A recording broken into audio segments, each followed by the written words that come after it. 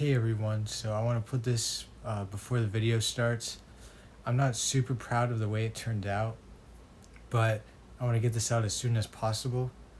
If I waited to refilm this, I'd have to wait a week, and I don't want that. But yeah, I apologize for the really bad quality. I recorded it at like 11 o'clock at night, so I kind of ramble on about stuff, and yeah, it could be a lot better, but um, this is how it's gonna turn out.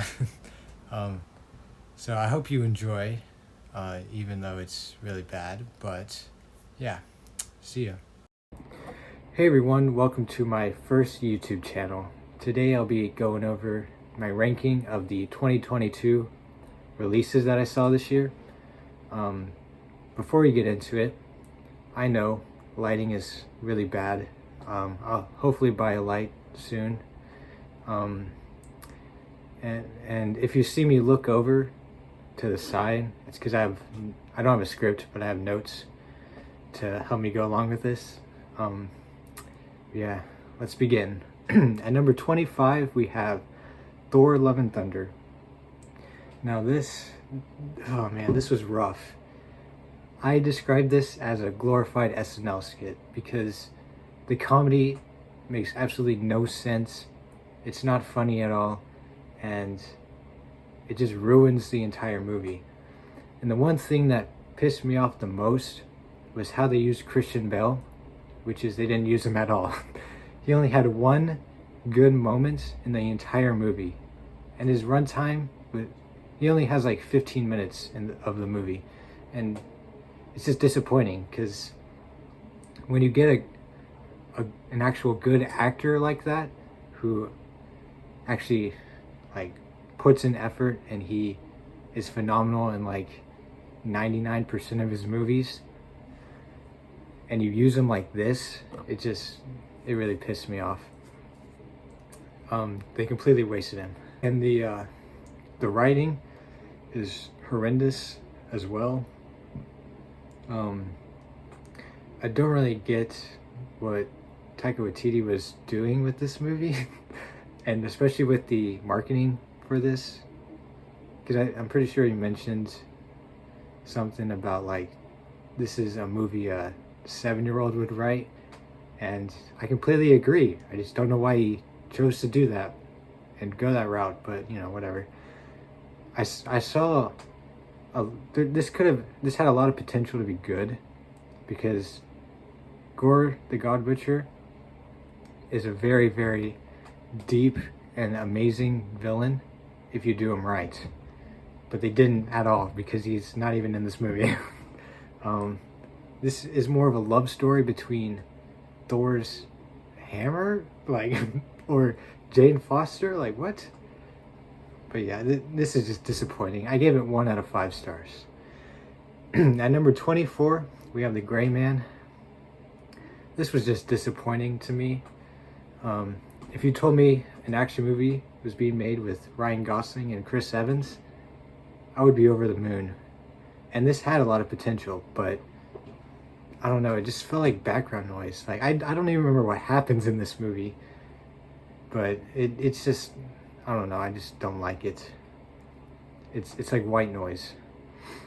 So I gave this 2 out of 5 stars. At number 23, we have Doctor Strange 2. Now, I liked this movie at first, but like most of the Marvel movies, rewatching it at home, it brings the quality down so much. Because I noticed a lot of the problems with this movie. It's very sloppy, and the script and everything, it's just not done well. And the whole Illuminati scene kind of pissed me off, because they just used that as bait for like to get people in the movie to go watch it. And if you notice, Marvel has done this many times. And because it works, they keep doing it. At first, I gave this 4 stars, but upon my rewatch, I gave it 2.5 out of 5 because it's just horrendous. And I wanted this to be good because Sam Raimi directed it, and he is a great director. And you can even see his influence in the movie, but you can also see where the studio stepped in, because if they let him have the reins over the movie and let him do whatever he wanted, this movie would have been fantastic. But no, it's a disappointing mess. So yeah, 2.5 out of 5 stars. At number 22, we have The Home Team, which is about Saints coach Sean Payton, I think that's his name. Whenever the huge scandal came out and he got suspended for a year, this movie is about him going back to where his kid is in this small town or something. I don't really remember it that much, but Kevin James plays the coach, which is so weird, but you know, to each their own, I guess. This movie was pretty decent. It's an alright kids film. It's of course very, very, very, very cringy, but I mean, you can find a little bit of enjoyment out of this, I guess. So I rated this 3.5 out of 5. Probably should have lowered it, but whatever. At number 21, we have Morbius. Now, this movie is so divisive. You either love it or you hate it. I think it's alright. I mean, it doesn't really feel like a movie, but there's a lot of aspects I enjoyed. The CGI was surprisingly good for a Marvel movie. Well, for a Sony Marvel movie. I had a little bit of fun with this movie. Matt Smith does fantastic, and so does Jared Leto, I guess. It honestly felt like a 20-minute long movie. I don't know why. The pacing just made it feel very short, but it's still a fun movie. If you want to watch it though, I suggest drinking beforehand to make the watching experience a little bit better. But yeah, I gave this 3.5 out of 5 stars. At number 20, we have Zen, Grogu, and Dust Bunnies. Now this is just a 3-minute short, but it's the cutest 3-minute short ever. There's not much else to say to that. I gave this 3.5 out of 5 stars. At number 19, we have Violent Night. Now this movie's fun. It's one of those movies you put on when you're with friends to just have a few laughs. The violence and gore though is amped up to like 100.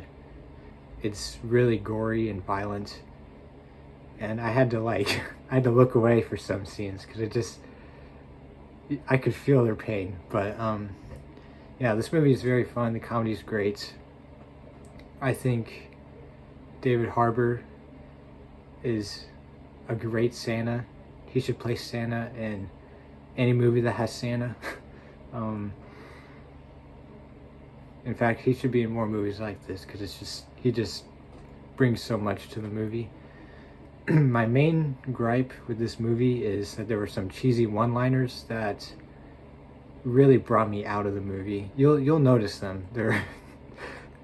They kind of come out of nowhere. They're just so weird. But yeah. So I rated that movie 3.5 out of 5 stars. At number 18, we have The Adam Project. Now this is, at first, well, if I rewatch this, I'll probably give it a lower rating. But my first watch through, I liked it. Ryan Reynolds is great, obviously. He plays himself, as expected. He's very funny. the kid actor actually acts like Ryan Reynolds, which is kind of crazy. The main thing that pulled me out of the movie was the weird de-aging CGI. I hate that with a passion. Whenever a movie does it, it immediately brings the movie down, in my opinion. But it's because it looks so bad. Like, I don't know why movies do that, but you know. So I gave this 4 out of 5, but that'll probably change in the future if I ever rewatch it. At number 17, we have Chip 'n Dale Rescue Rangers. Now, this movie surprised me by how enjoyable it was. It has so many great cameos and Easter eggs, and they even shine a spotlight on Ugly Sonic, because he deserves it. In my notes, I wrote Space Jam 2 done right, because it is. It manages to have so many cameos and Easter eggs and still have a story to the movie. There's a great balance. And I also like the chemistry between John Mulaney and Andy Samberg. They really make this movie great. And I'd also describe this as a modern day Who Framed Roger Rabbit because of the animation and live action clash. But yeah, I rated this 4 out of 5 stars. At number 16, we have Uncharted. Now, I was actually kind of surprised by how pretty good it was.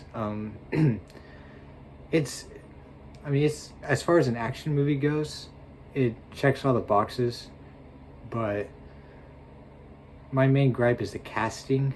I still don't like Tom Holland as what's his name, as the main character in Uncharted.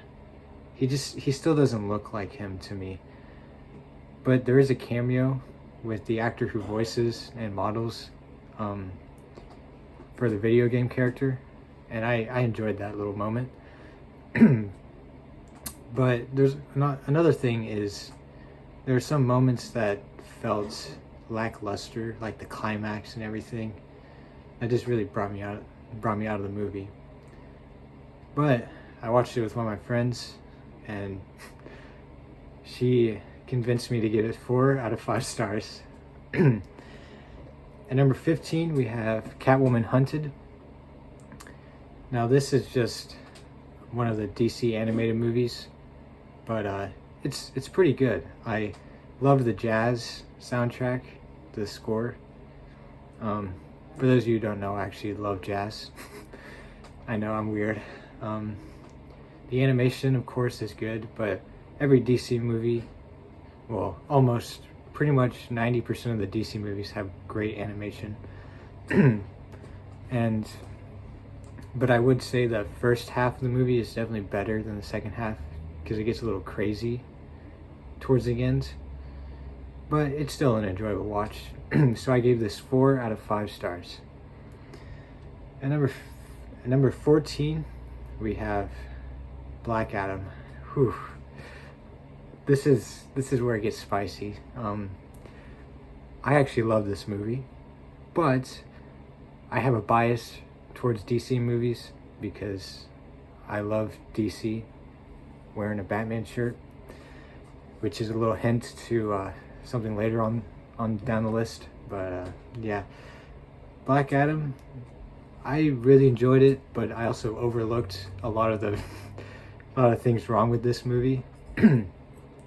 The plot is a little weird, and the antagonist kind of just shows up at the end for a final fight. But I think the main reason I love this movie was Dr. Fate. The actor, perfectly casted. The suit design is beautiful. It's just like, he's my favorite part of the movie. I also liked the Justice Society, although I wish they were utilized more. I feel like out of the four, Dr. Fate and Hawkman were the most focused on, while Atom Smasher and the other girl, I forgot her name, they're kind of really in the background. Another thing I didn't like, though, was the storyline with the people of that area, the citizens. They had a little story arc, but it was kind of like pointless, in my opinion. But I still enjoyed this movie, so I gave it 4 out of 5 stars. At number 13, we have See How They Run. This is a great movie. It has a charming cast, and I really like the Wes Anderson aesthetic to the movie. Although I haven't really seen many I don't think I've seen a single Wes Anderson movie. I don't think. But I could totally see, well, it's very obvious, the way the cinematography is and everything. My main gripe is the foreshadowing is way too on the nose. Like, they basically spell out the entire ending in, like, I think it's the first 45 minutes. It basically, yeah, but I would describe this as a perfect rainy day movie. This is a great movie to watch during a rainy day. So I gave this 4 out of 5 stars. At number 12, we have Bullet Train. This is a fun movie. Brad Pitt and the rest of the cast were great. I think Aaron Taylor Johnson has the best performance. I really like how he's becoming more popular. What surprised me was how little Brad Pitt's actually in the movie. There's like a balance between the main cast of characters. Now, this is something I kind of liked, but others will probably not. The chaotic pacing is very chaotic, but you're kind of along for the ride, you know? It's just very fun. There's a lot of comedic moments, and there's even some emotional moments that surprised me. But yeah, it's a great movie to watch with friends. So I gave this 4 out of 5 stars. At number 11, we have Hustle. This is a fantastic movie. I think, in my opinion, Adam Sandler does better in his serious roles than his funny roles. But I still love him in his comedic roles. His comedy movies are great, but that's for another video. There's a good balance between the emotional and comedic moments. And I like sports movies. So it was fun to watch. Yeah, it's a really great movie. I actually recommend people watch it. So at number 10, we have Prey. Now this is a prequel done right. Beforehand, I only watched Predator 1 and 2 because I thought that was enough. And I was right. There was a little callback to the second movie, which I liked. One of the main things I liked about it was the beautiful visuals, and Amber Midthunder does a fantastic job as a lead, and I think she should be in more movies. The Predator design is also really cool. And another thing I liked was the Native American roots. But yeah, I gave this 4.5 out of 5 stars. At number 9, we have The Northman. Ooh, this was probably one of my most anticipated movies of the year, and I was not disappointed at all. It has great action, amazing violence. Now, for some of you, well, for all of you, there are a lot of weird moments, but if you go in with an open mind, you'll enjoy it. The beginning, there's a part in the beginning that really, it's really weird, but glossing over that, everything else is still great. It also drags a bit in the middle, but overall it's a great vengeance movie, so I gave it 4.5 out of 5 stars. At number 8 we have The Banshees of Inisherin. Forgive me. This was a phenomenal movie. Colin Farrell and Brendan Gleeson have great chemistry. Especially Colin Farrell, he pulls a great performance. This is a very sad movie, and I liked how you don't get any backstory to the relationship. It just starts where the relationship ends, and I really like that. It also feels realistic, like each character has their own story and they feel like a real person. And I honestly wish it was longer because I was kind of sad when the movie ended. But yeah, this was just a phenomenal movie. I definitely recommend it. And thinking back to it now, I probably should have given this 5 stars, but I gave it 4.5 out of 5. At number 7, we have All Quiet on the Western Front. Whew, this is a tough movie. I cried like a baby. It's really sad, but it shows the horrors of war really well. Now I know there's a 1930s movie and a book. Haven't seen those yet, but the movie is on my watch list. I really, really want to see that movie. But going back to this movie, it's phenomenal. I lived and breathed every second of this movie because I went on a journey. Now I did see some criticism of the score, which I can kind of agree with. It's a little overbearing at times. I also didn't like. Well, I did like. They're important and all, but the scenes going back to the general and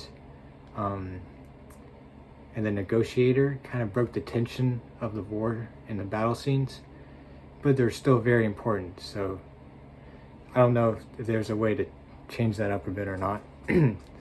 This was still a great movie, but don't go watching it if you want a good experience, because you'll definitely be changed afterwards.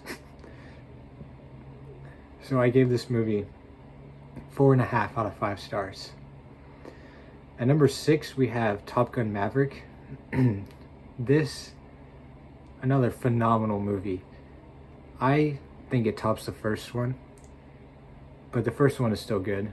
It manages to bring over the aesthetic of the first one, but still make it new and refreshing.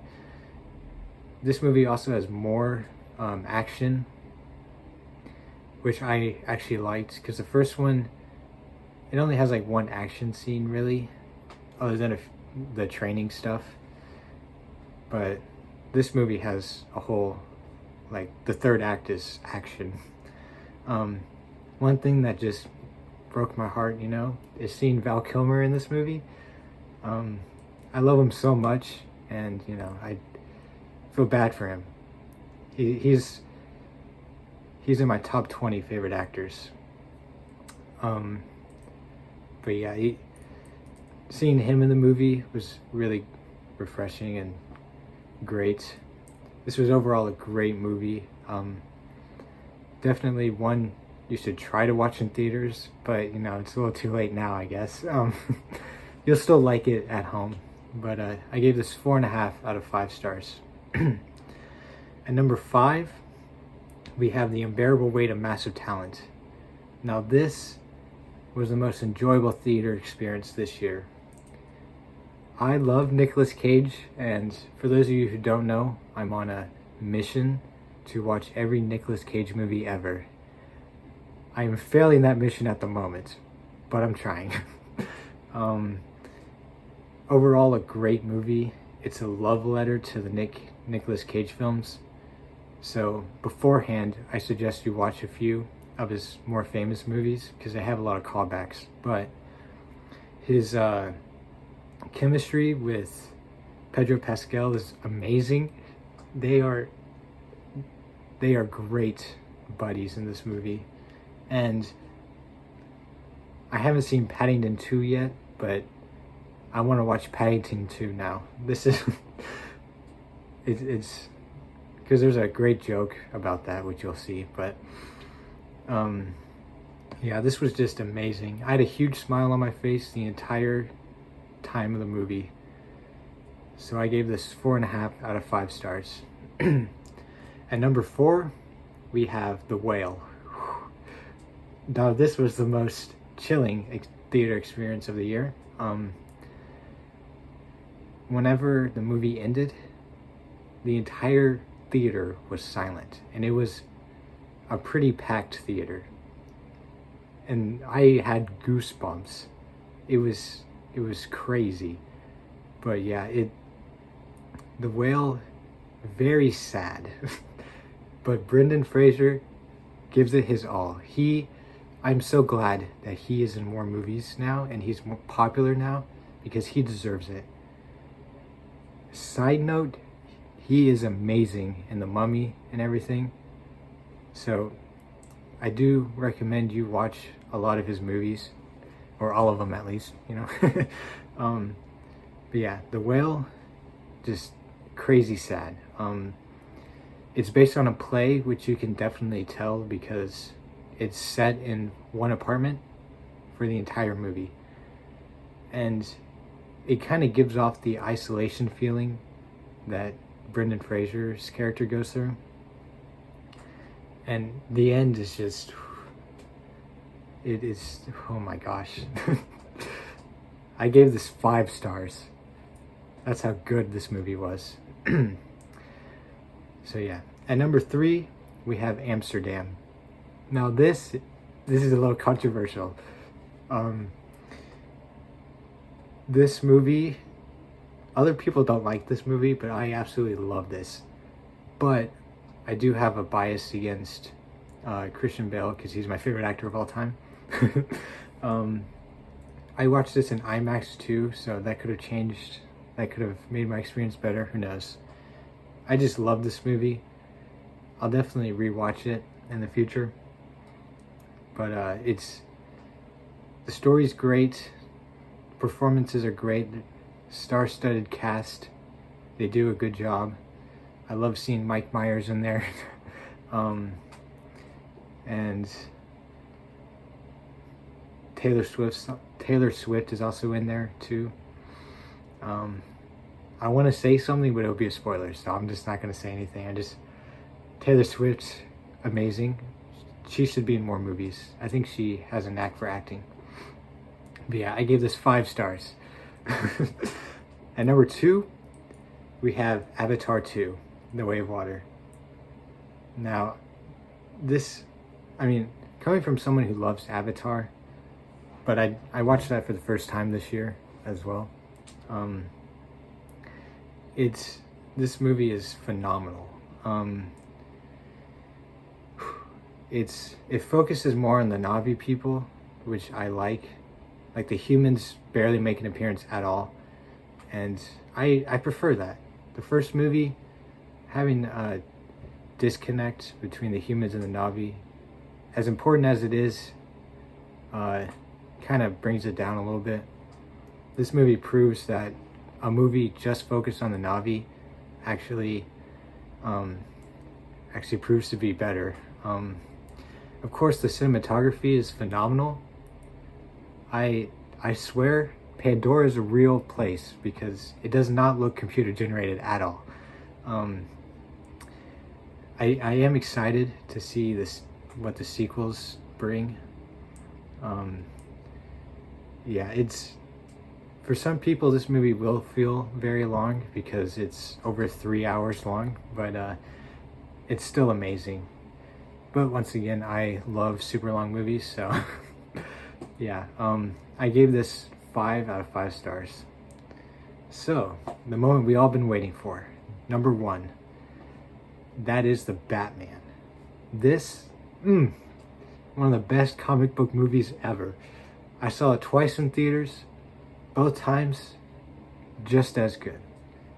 It's almost perfect. I actually love Robert Pattinson as Batman. He surprised me very much by how good he was. Yes, he doesn't really act like the playboy Bruce Wayne, but this is an origin story, so I can definitely see that in the second one he'll probably be acting more of his playboy self. But other than that, it's amazing. Cinematography is phenomenal. There are some scenes that are literal paintings. Well, not literally, but they should be paintings. Performances all around great. I loved Andy Serkis as Alfred, but no, I've never seen a terrible Alfred. Never. Every Alfred in live action is great. So as far as the story goes,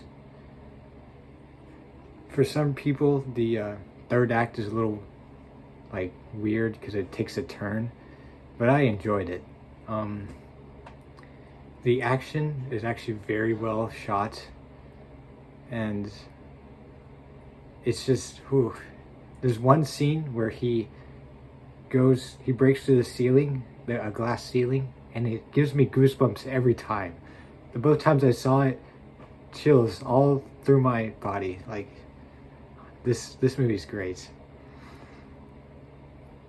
I honestly would argue that this is probably the best Batman movie so far. But yeah, it's just a phenomenal movie. If you like DC, I definitely suggest you go watch it if you haven't already. But yeah, that's my ranking for the 2022 releases. I hope you enjoy. I hope you like the style of video.